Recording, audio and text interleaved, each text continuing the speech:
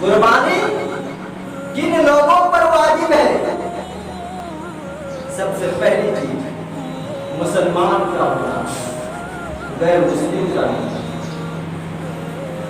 قربانی واجب کے لیے کس کس پر جو ہے واجب ہے؟ مسلمان کا ہونا، غیر مسلم کا نہیں۔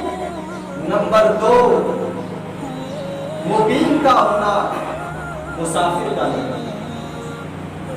مقیم جو ہوتا ہے گھر میں جو ٹھہرے رہے اس کو مقیم کہا جاتا ہے،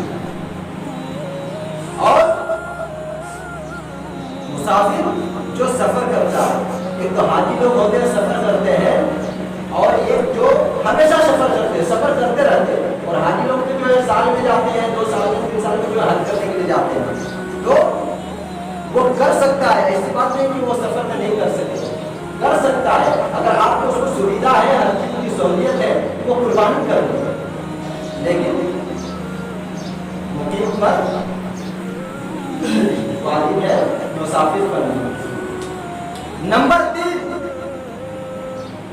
آزاد پر قربانی ہونا ہے، جو آزاد ہے، غلام پر واجب نہیں،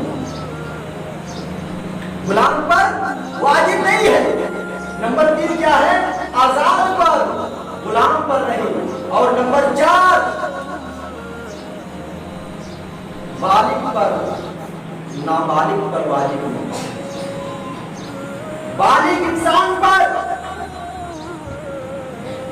لیکن نابالغ انسان پر واجب نہیں۔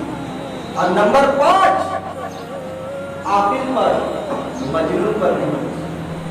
عاقل پر، مجنون پر نہیں، پاگل پر نہیں، دیوانہ پر نہیں، میرے پیارے ساتھیوں۔